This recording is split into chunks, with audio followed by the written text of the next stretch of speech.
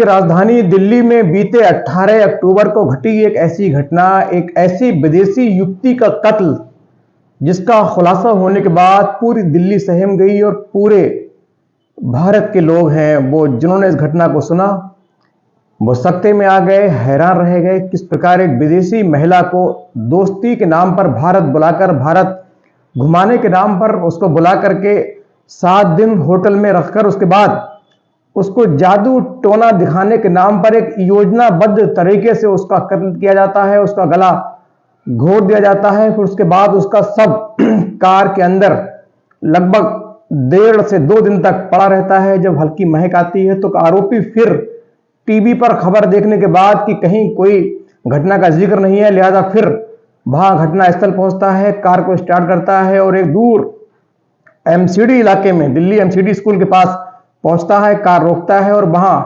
उस शव को फेंक कर फरार हो जाता है। लेकिन वो भूल गया था, घबराहट में उसको मालूम नहीं था कि वहां पर लिखा हुआ था आप कैमरे की नजर में हैं।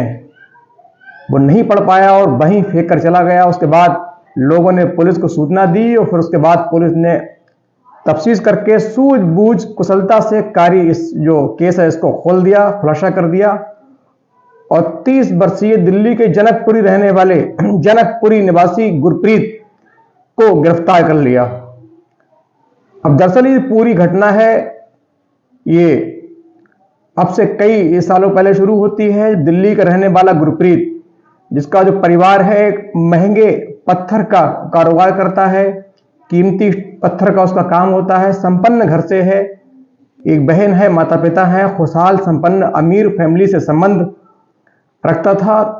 इसके कोई रिश्तेदार, चूंकि हमारे सिख भाई काफी स्तर पर विदेश में हैं, कनाडा, ऑस्ट्रेलिया, स्विट्जरलैंड, दुबई, सऊदीया, सब जगह वो रहते हैं, बिजनेस करते हैं, काम करते हैं, लिहाजा इनका एक रिश्तेदार स्विट्जरलैंड में था और वहां घूमने के लिए कुछ समय पहले ये गया था। और उसके बाद वहीं घूमते हुए एक लड़की जो स्विट्जरलैंड निवासी होती है, उसका नाम होता है नीना से दोस्ती कर लेता है, उसके साथ घूमता है और काफी घूमते घूमते काफी करीब आ जाता है। लेकिन चूंकि बाहर का जो वातावरण है, वहां का जो माहौल है वो हमारे यहाँ का नहीं है। वहां तो हर व्यक्ति दिल से घुल मिल लेता है, आसपास बैठ के बात भी करते हैं। कोई इस तरह की जो प्रथाएं हमारे यहाँ है, पर्दा प्रथा है, जो सरमोहया है, वहां नहीं होती है। लिहाजा वहां वो घुली मिली गुरप्रीत को लगा कि मुझसे प्यार करती है, मेरे बहुत क्लोज आ चुकी है। लिहाजा अपने दिल में वो तमाम तरह के ख्याल जो प्यार से संबंधित होते हैं वो पालने लगा और नीना को मन ही मन चाहने लगा। इसी दौरान वो भारत वापस चला आता है, यहाँ रहता है, लेकिन इसका दिल वहीं स्विट्जरलैंड में नीना के पास रह जाता है। यहाँ आकर के कुछ देर रहता है और फिर से घर वालों को एक बहाना करके, जरूरी काम बताकर फिर से स्विट्जरलैंड पहुंचता है, फिर उसके साथ रहता है, वक्त बिताता है, फिर चला आता है, उसके बाद फिर घर रहता है, उसके बाद तीसरी मर्तबा फिर जाता है, उसके बाद उसको उसके पास रहता है, उसके काफी क्लोज रहता है, साथ घूमता है।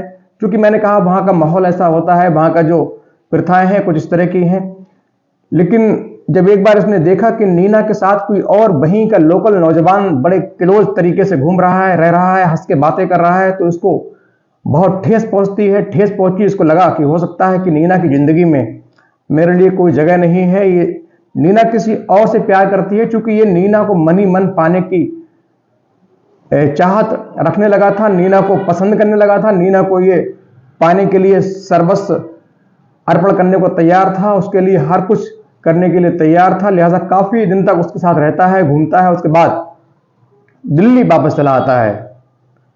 अब इसको लग गया था कि नीना का जो अफेयर है वो किसी और व्यक्ति के साथ है, नीना मेरे पास नहीं आएगी। चूंकि नीना को ये दिल से प्यार करने लगा था तो उसको लगा कि अब मेरा दिल टूटा है, तकलीफ हुई, इसने किसी और के साथ देखा और उस तरह से देखा जैसे कपल रहता है। तो उसको लगा कि अब नीना की जिंदगी में जाना बहुत मुश्किल है, उसको अपनी जिंदगी में लाना भी बहुत मुश्किल है, उसको पाना एकदम असंभव सा है। तो इसने फिर खतरनाक चाल चली, इसने खतरनाक और खौफनाक एक प्लान तैयार किया। इसने नीना को दिल्ली घुमाने के बहाने, चूंकि हमारे यहाँ ताजमहल है, लाल किला है, ये पूरे वर्ल्ड फेम है, जगत प्रसिद्ध है, तो हर व्यक्ति, हर इंसान, दुनिया के हर जगह से, हर कंट्री के लोग यहाँ घूमने आते हैं।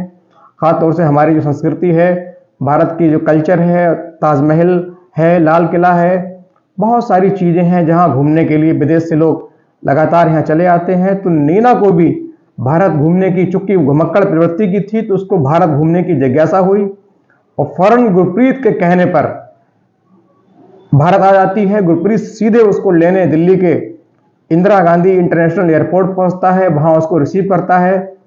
उसके बाद सीधे जनकपुरी के इलाके में ही एक बढ़िया होटल में उसको स्टे करा देता है, उसके नाम से रूम बुक करता है, सीधे उसको लेने वहां होटल में पहुंचता है।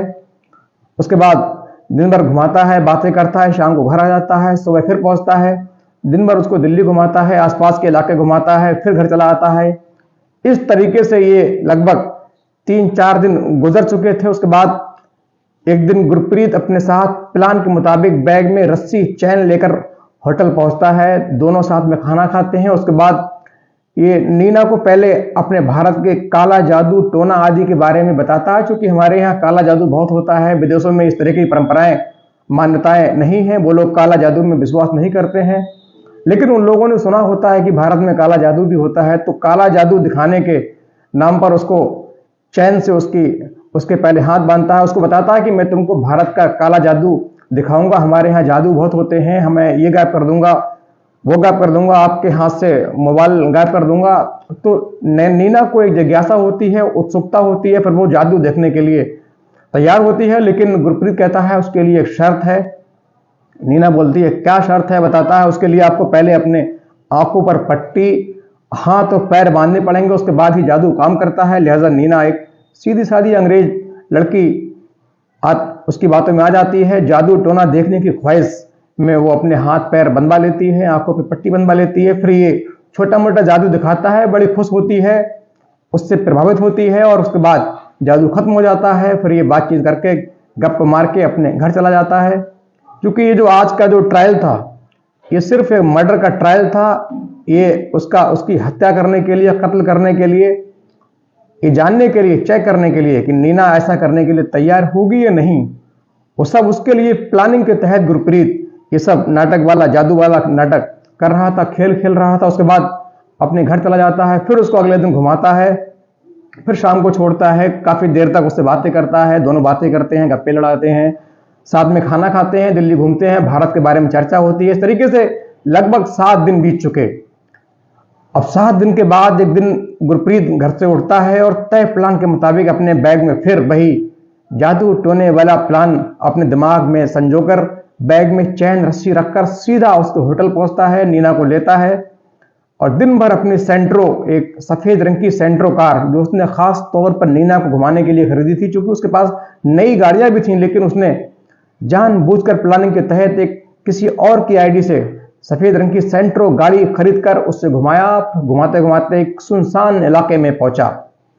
वहां फिर उसने नीना को जादू टोना वाली बात सुनाई। उससे कहा मैं आज आपको एक नए तरीके का जादू दिखाऊंगा, आज आपके फोन से, आपके पर्स से मैं सारे सामान, जो सारा सामान है आपके पर्स में, सारा गायब कर दूंगा।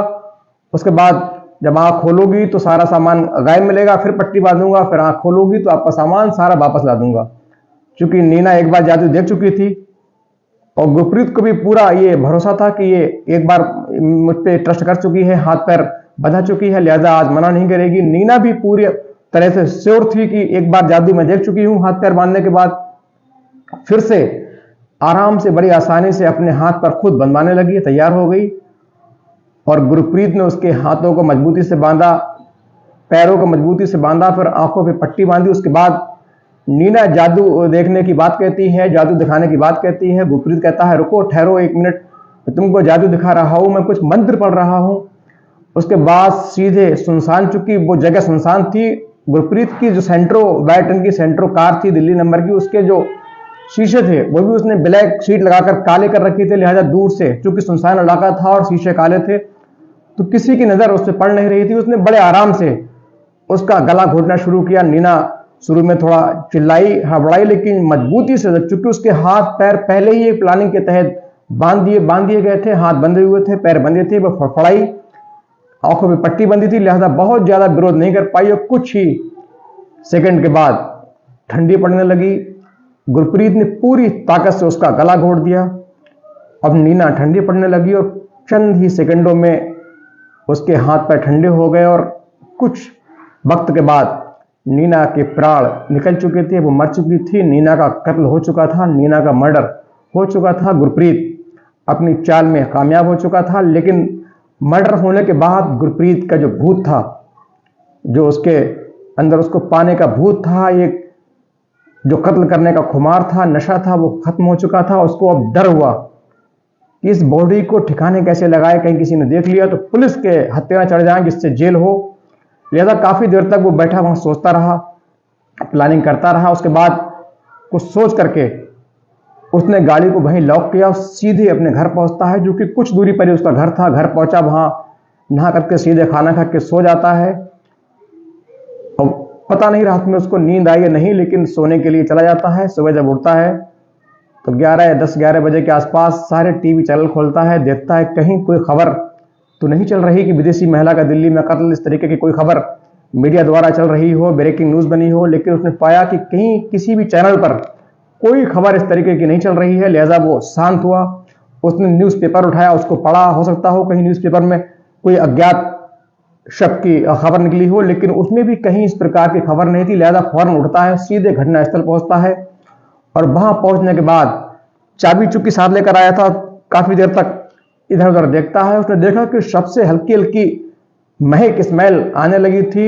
चूंकि सुनसान इलाका था तो लोगों को उसकी भनक नहीं लगी।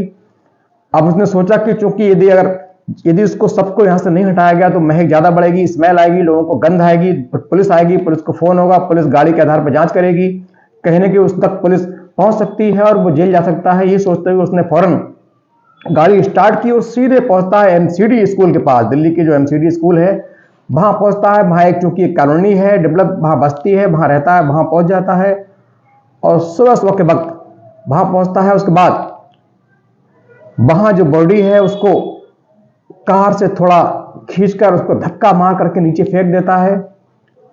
लेकिन हड़बड़ाहट में वो ये भूल जाता है कि कानून के हाथ जो हैं इतने लंबे मजबूत होते हैं कि किसी न किसी रूप में, किसी न किसी तरीके से देर नहीं सवेर नहीं, देर सवेर वो कातिल तक, अपराधी तक पहुंच जाते हैं। उसको उसकी सजा दिलवाकर उसको सलाखों के पीछे भेज कर ही दम लेते हैं। चूंकि जहां पर बॉडी उसने फेंकी थी, कार रोकी थी, वहां एक बोर्ड लगा था, उस पर लिखा था आप सीसीटीवी कैमरे की नजर में है। लेकिन हड़बड़ाहट में उसने वो बोर्ड को नहीं देख पाया और सीधे वहीं डेड बॉडी फेंक दी।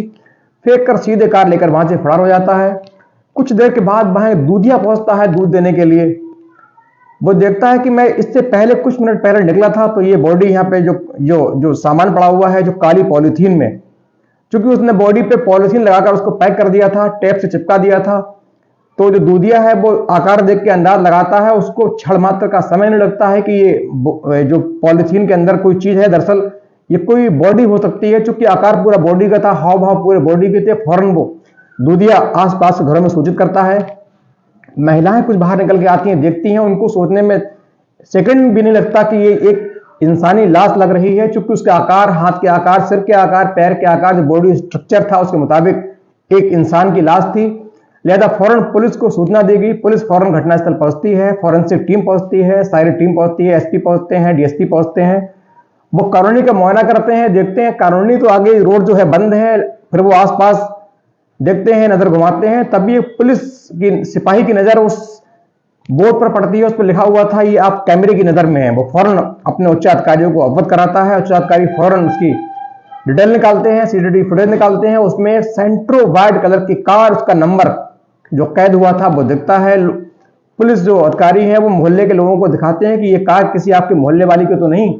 लोग कहते हैं इस तरह की कार, इस नंबर की कार हमारी पूरी कॉलोनी में नहीं है। लिहाजा फौरन नंबर के सहारे उसके मालिक को ट्रेस किया जाता है, उस तक पुलिस पहुंचती है। इधर जब तक पुलिस शव को पोस्टमार्टम के लिए भेज देती है, अपनी टीम के साथ गहनता से जांच में जुट जाती है। सीधे पुलिस नंबर निकाल के आरटीओ द्वारा, वाहन डिटेल द्वारा उसके ऑनर तक पहुंचती है। वो कहता है मैंने 2 महीने पहले कार बेची थी एक दिल्ली के कार डीलर को। फौरन पुलिस दिल्ली के कार डीलर तक पहुंचती है, उससे पूछती है। वो कहता है मैंने कार बेची है, लेकिन ये कार मैंने जिनको बेची है उसकी आईडी ये है। तो आईडी दिखाते हैं तो आईडी एक महिला की थी। चूंकि वो महिला एक कॉल गर्ल थी, मसाज किया करती थी, कॉल गर्ल का काम करती थी। उस तक पुलिस पहुंचती है, उससे पूछताछ करती है तो वो कहती है मैं कि कार मेरी नहीं है, मैंने लेकिन मेरी आईडी लगी है। तो पुलिस कहती है फिर आपने कार आपकी आईडी, इस कार में जो खरीद फरोख्त हुई है आपकी आईडी क्यों लगाएगी, कैसे लगाई? तो बताती है, पहले तो वो थोड़ा गुमराह करने की कोशिश करती है, लेकिन पुलिस कहती है ये इतना गंभीर केस हुआ है, इसमें सीधा आप इन्वॉल्व हैं। फिर वो अपने बचने के लिए सीधा बताती है, कहती है ये दरअसल कार जनकपुरी के रहने वाले गुरप्रीत, जो अक्सर हमारे पास आया करता था और हमें मसाज कराने के लिए अपने एक अलग रूम पर बुलाया करता था, उसने हमसे कहा कि मेरा बहुत इनकम टैक्स लग रहा है, मुझे अपने नाम से कार लूंगा तो बहुत टैक्स बढ़ जाएगा, मुझे टैक्स फाइल करना पड़ रहा है, फालतू पैसे देने पड़ रहे हैं। टैक्स से बचने के लिए कार उसने मेरे नाम से ली, चूंकि काफी दिनों से इस काल गर्ल से उसका संबंध था, लिहाजा दोनों को एक दूसरे पर भरोसा भी था, लिहाजा उसने अपना तुरंत आधार कार्ड दे दिया। उसके आधार से चाल के तहत वो गाड़ी खरीदता है, कैश पेमेंट से गाड़ी खरीदता है, गाड़ी लेकर के सीधे दिल्ली एयरपोर्ट पहुंचता है जहां नीना पहुंची थी।